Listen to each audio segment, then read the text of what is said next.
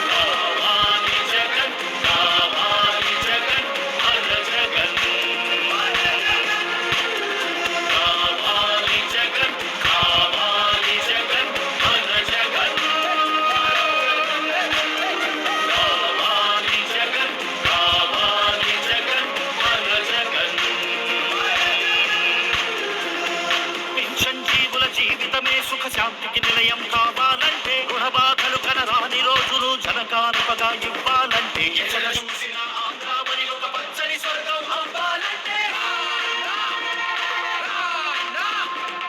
అలనాటి కృష్ణా గోదావరి కలంకలను వినిపించాలంటే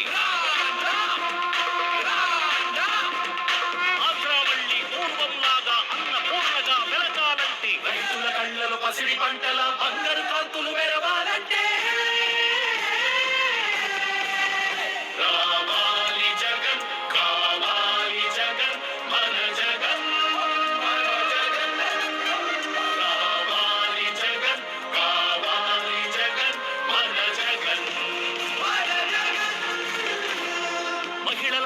సిరిసిరి మల్లెల చిరునవ్వులు తెరబూయాలంటే యువకుల గుండెలు భరోసా నిండిన ఆనందం పొంగాలంటే ఇక్కడ చూసిన రాజన్న కోరిన రాజ్యపు జెండా ఎగరాలంటే కావాలి జగన్, కావాలి జగన్, మన జగన్, కావాలి జగన్, కావాలి జగన్, మన జగన్.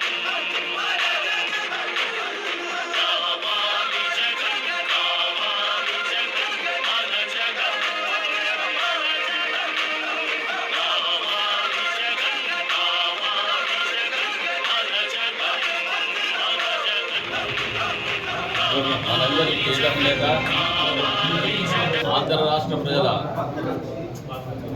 ప్రియతమ ముఖ్యమంత్రి శ్రీ వైఎస్ జగన్మోహన్ రెడ్డి గారి జన్మదిన వేడుకలు ఈరోజు రాష్ట్రమంతటా ప్రతి నియోజకవర్గంలో, ప్రతి మండలంలో, ప్రతి పల్లెలో వైఎస్ఆర్ కాంగ్రెస్ పార్టీ నాయకులు, కార్యకర్తలు, పార్టీ శ్రేణులు, అభిమానులు, మహిళలు పెద్ద ఎత్తున జన్మదిన కార్యక్రమాలు విజయవంతంగా జరుపుకున్నారు. మన ప్రియతమ నేత వైఎస్ జగన్మోహన్ రెడ్డి గారు ఈ రాష్ట్రానికి ఆయన ముఖ్యమంత్రి అయిన తర్వాత పేద బడుగు బలహీన వర్గాలు, మహిళలకు, రైతన్నలకు, కార్మికులకు, కర్షకులకు అందరికీ కూడా అనేక సంక్షేమ కార్యక్రమాలు చేపట్టడం మనందరికీ తెలిసిన విషయమే. గత 4.5 సంవత్సరాలుగా మన ప్రియతమ నేత జగన్మోహన్ రెడ్డి గారు ఎన్నికలకు ముందు ఇచ్చినటువంటి మేనిఫెస్టోలో ఉన్నటువంటి హామీలనే కాకుండా ఇంకా కొన్ని హామీలను కూడా ఈ రాష్ట్రంలో పేద బడుగు బలహీన వర్గాల వారి కోసం ఆయన ఇవ్వడం జరిగింది.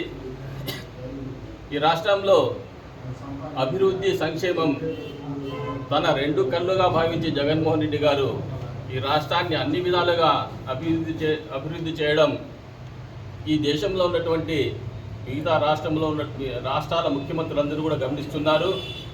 చాలామంది ముఖ్యమంత్రులు అయితే జగన్మోహన్ రెడ్డి గారు చెప్పేటటువంటి సంక్షేమ కార్యక్రమాలు ఏ విధంగా ఉన్నాయో మనము కూడా మన రాష్ట్రాల్లో ఆ విధంగా చేయాలని చెప్పి వాళ్ళు కూడా భావించడం, కొన్ని రాష్ట్రాల్లో జగన్మోహన్ రెడ్డి గారి పథకాలను అమలు చేయడం కూడా మనం చూస్తున్నాం. కరోనా సమయంలో కూడా ఈ రాష్ట్రంలో విజయవంతంగా జీతాలు ప్రతి నెల 1వ తేదీన ఉద్యోగస్తులకు ఇవ్వడంతో పాటు సంక్షేమ కార్యక్రమాలు ఏమాత్రం ఆగకుండా అమలు చేసినటువంటి ఘనత ఈ దేశంలో ఏదైనా ముఖ్యమంత్రి ఉన్నాడంటే ఆ ముఖ్యమంత్రి మన ప్రియతమ నేత జగన్మోహన్ రెడ్డి గారని చెప్పి మనం ఒకసారి ఆలోచన చేయాలా. లక్షల కోట్ల రూపాయలు ఈ 4.5 సంవత్సరాల్లో డైరెక్ట్ బెనిఫిట్ ట్రాన్స్ఫర్ ద్వారా, డీబీటీ ద్వారా 2 లక్షల కోట్లకు పైగా ఈ రాష్ట్రంలో ఉన్నటువంటి పేద బడుగు బలహీన వర్గాల వారికి, కర్షకులకు, రైతులకు, మహిళలకు అందరికీ కూడా డైరెక్ట్గా బటన్ నొక్కి వేయడం జరిగింది. నాన్ డీబీటీ ద్వారా కూడా మరో 2-3 లక్షల కోట్ల రూపాయలు ఈ రాష్ట్రంలో ఉన్నటువంటి పేద ప్రజలందరికీ కూడా పంచడం జరిగింది. మరి ఈ విధంగా మన రాష్ట్ర విభజన జరిగినప్పటి నుంచి ఎంతో ఆర్థికంగా పుష్కలంగా బలమైనటువంటి తెలంగాణ రాష్ట్రం నుండి మన రాష్ట్రం పేద రాష్ట్రంగా బయటకు వచ్చినప్పటి నుంచి తర్వాత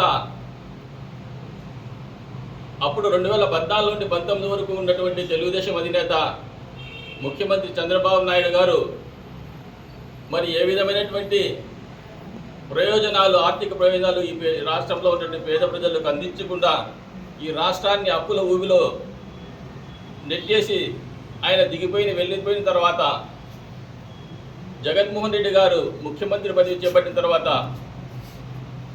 ఆయన చేపట్టినటువంటి బ్రహ్మాండమైనటువంటి ఆర్థిక సంక్షేమ కార్యక్రమాలు ఈరోజు ఈ రాష్ట్రంలో ఉన్నటువంటి పేద బడుగు బలహీన వర్గాలు, విద్యార్థులకు అందరికీ కూడా చాలా ఉపయోగపడుతున్నాయి. మరి ఆయన ఉన్నటువంటి ముందు చూపుతోనే ఈ రాష్ట్రం యొక్క జీడిపి కూడా పెరిగింది. మరి ఇటువంటి ముఖ్యమంత్రి మనకు మళ్ళా అవసరం.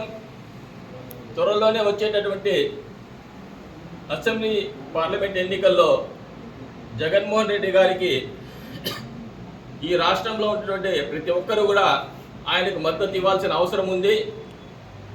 మరి ఈ విధంగా నవరత్నాల రూపంలో రాష్ట్ర ప్రజలందరికీ కూడా కోట్ల రూపాయలు అందిస్తున్నటువంటి, లక్షల కోట్ల రూపాయలు అందిస్తున్నటువంటి ముఖ్యమంత్రిని ఇంకొకసారి మనం ముఖ్యమంత్రిగా చేసుకుంటే ఈ నవరత్నాల